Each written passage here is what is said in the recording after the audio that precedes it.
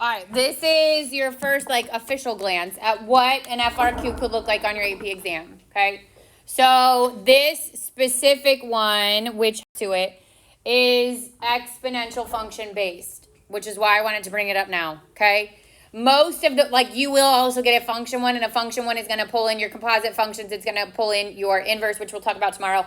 So hopefully end of the week, I'll be able to post so that you can start to see those, okay? But no, if you look at this, notice that there, first of all, this is the format of how an FRQ is going to look. The beginning is going to give you some sort of information. On this one, it gives it to you in a word problem form. On the next one, it gives it to you in a data set, okay? But it will usually, and then it's going to be part A, I, if there's a second part, it's double I, part B, single I, double I, triple I, whatever like that. For the most part, thank you. Each of these parts are worth 1 point. So typically if it's got like an I and this one would be worth 1 point. This is worth a point. This is worth a point. This is worth a point. This is worth a point. And this is worth a point. Okay. Normally they add up to the 6 points. That's pretty typical of what kind of questions there are. If there's one that has multiple parts, then maybe one part is worth 2 points, but at the end, the 6 points should be added up together. You are getting 4 of these FRQs on your AP exam. 2 with a calculator, 2 without. That's how they break them down. And you have 30 minutes for the pair. So it's like 15, 15, 15, 15 if you were to break it apart. But some of them obviously take longer than others. So you're going to start to get exposed to this stuff, okay? We will do a little like quiz grade activity. So like hopefully low pressure, but obviously something you need to start to see. My hope is Thursday when we can breathe a little bit and we'll get to the review part. If I need to push it to Friday, I'll push it to Friday. But it will happen this week, okay? And it will be similar to one of these style questions. So this first one, we'll do the first one today. Hopefully we'll do the second one tomorrow or Wednesday, whenever we can do it, okay? But it says a wind turbine uses the power of wind to generate electricity. The blades of the turbine make a noise that can be heard at a distance from the turbine. At a distance D equals 0 from the turbine, the noise level is 105 decibels. At a distance of D equals 100 meters from the turbine, the noise level is 49 decibels. The noise can be modeled by the function given S of D equals A times B to the D, where S of D is the noise level in decibels at a distance of D meters from the turbine. So obviously there's a lot of important stuff happening here. First of all, it's telling you that the function is exponential, right? A times B to the X or to the power is telling you this is an exponential function. It's giving you the units. It's saying that the answer or the Y or the output would be the noise level in decibels, and it's saying the input is D, which is a distance in meters. Because when it talks about like what does it mean in this context, we have to include those units in there. And then in the body of it, it's basically giving you 2 coordinate points, right? Or 2 terms of a geometric sequence. You could look at it either way. So first way is that D of 0 is 105, and that means I have a coordinate point that is 0, 105, or I have an A 0 equals 105. That's the first data point I have. And then the second one is that the distance D equals 100, the noise level is 49. And that means at 100, my Y is 49, or A of 100 equals 49. You with me so far? Now, the first thing it asks you is to use the given data to write 2 equations that can be used to find the values for constant A and B in the expression for S of D.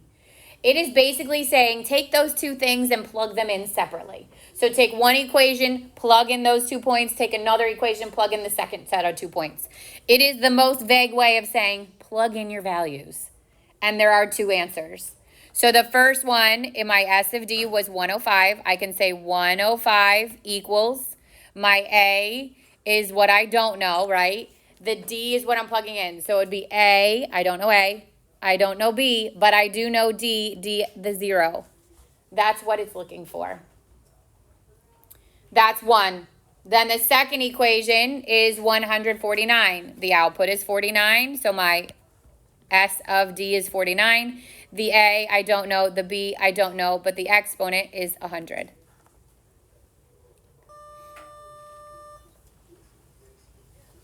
Now it wants you to find the values of A and B. Well, first of all, if I treat this as a geometric function, I can use my a of bigger equals a of smaller times b raised to the difference. Do we remember this? Yeah. Could he also put in the calculator? You sure could. Yeah. So one way to do this is, again, a of 100 equals a of 0 times b to the 100. I do big base on the left, little base on the right, difference between the bases. So a of 100 is 49. A of 0 was 0. No, sorry, a of 0 is a 105. B to the 100th. And I could literally divide by 105 and then find the 100th root of that number. That is one way to do it. And then as Nati mentioned, the other way is, look, this is a calculator question. I have 2 coordinate points and it's looking for an exponential function. So you plug in those values into your coordinate, into your stat list, and you run the regression, okay? Obviously, that's a lot easier. Yeah.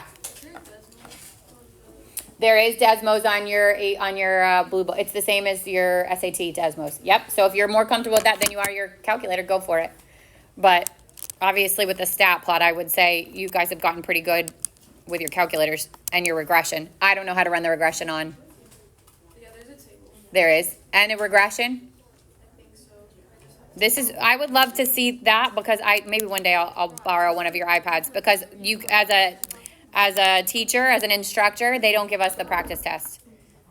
All right, so I put in my L1, 0, 100. I put in my L2, 105, and 49. And I'm going to go to my stat, and I'm going to run my regression for exponential. Oh, I should have stored it. I didn't, but I get my A is 105, which I knew. The B is 0.9924. So my A is 105. Okay, remember that is your A in the equation is A0. So we could have done that already.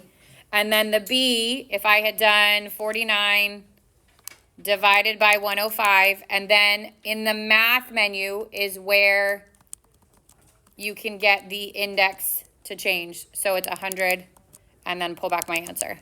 And I get the same thing. So let me show you what it looks like.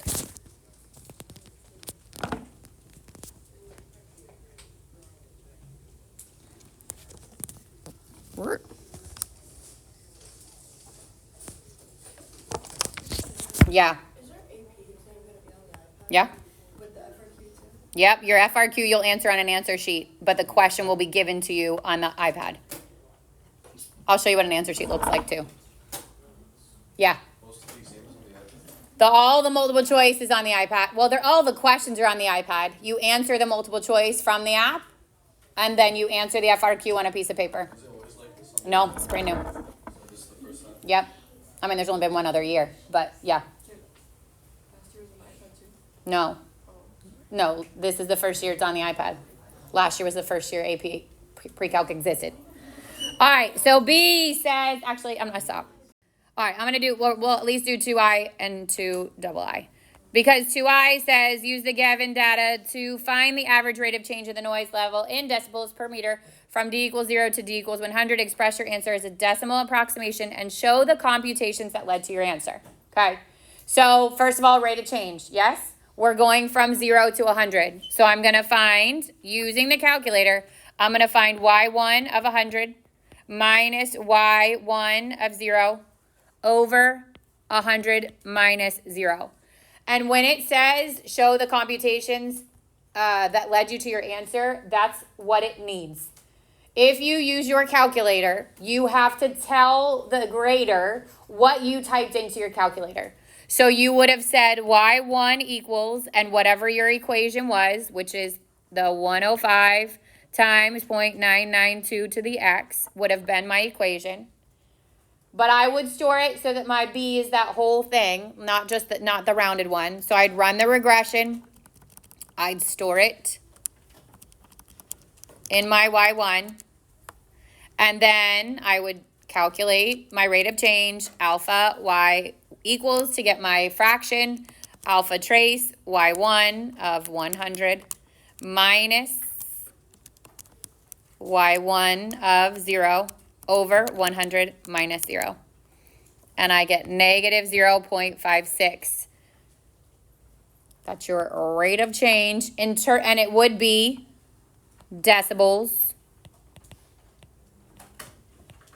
per meter. Then it asks to interpret the meaning of your answer. So what does it mean in the context of this problem? As the distance from the turbine, right? Is that what it says? From the turbine increases from 0 to 100 meters.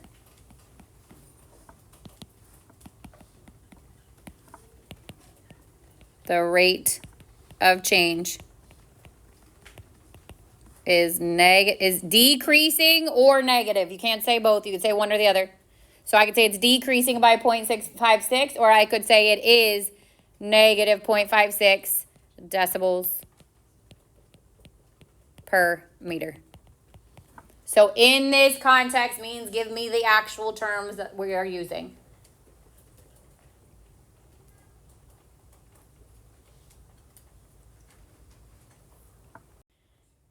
Okay, part II from part B says, use the average rate of change from found in I to estimate the noise level in decibels at a distance of D equals to 120 meters. Show the work that leads you to your answer. The most important part of this question is that it says use the average rate of change found in I. So it is telling you, do not use the calculator rate of change, okay? If you rounded it in I, you have to use that rate of change. So I'm going to say my rate of change, right? Rate of change is negative 0.56. This means my y2 minus my y1 over my x2 minus my x1 equals negative 0.56. No matter what my y and my y2, my y1 are, I'm going to use that as my average rate of change. So it wants to know what happens as it goes from or to 120 meters. You actually have two choices on how to set this up. You can use D equals 0, or you can use D equals 100. It doesn't matter. So I can either say the y of 120 minus the y of 100 over 120 minus 100 equals negative 0.56. Or I can say the y of 0, well, I would put 100 first, doesn't really matter, but as long as I'm consistent, minus the y of 0 over 100 minus 0 equals negative 0.056. No, 0.56. And we know 3 of these 4 things, right? We know the y of 100 and we know the y of 0. So if I were to solve the first one, my unknown is the 120. My y of 100, I would plug in the calculator. Y of 100, which is that 4, oh, I don't need to plug it in the calculator. They gave it to you, which is 49 over 120 minus 100, which is 20, equals negative 0.56. And now I want to solve for y of 100. So I'm going to multiply 20 on both sides. 0.56 times 20. Negative 11.2 equals the y of 120, which is my unknown, minus 49. I add the 49. And I get y of 120 equals 37.8. And this is, all right, this should have been 120. 120, okay? 120. We already knew 100. And 120 is my x minus, this was 105 over 120. Multiply it. Negative 67.2, add the 105. And I get the same answer. So both of these, and again, it would have been in decibels. Okay. Either of these will get you the same answer. You don't have to do both. Now that last part, and I really want you to pay attention to the wording here. It says use the model S to find the value of M such that the noise level is 20 decibels at a distance of M meters from the turbine. So first of all, it's telling you use the model. The model is what we stored in our calculator, right? The model is our exponential function. And we want to know such as the noise level is 20. What does the noise level represent? Input or output? Output. So I want to use my y equals, and I want my output to be 20. How do I find where the output would equal 120? Separate equation. So my y1 is the one I had, which was my 105 times 0.992 to the x, which is stored in my calculator. And then my y2 would be 20. And I want to see where they cross.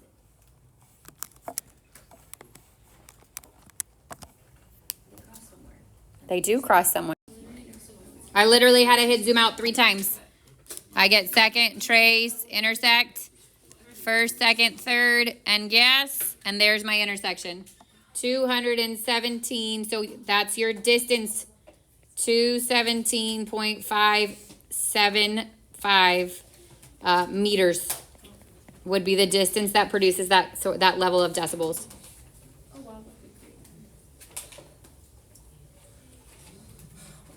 Has 2 parts.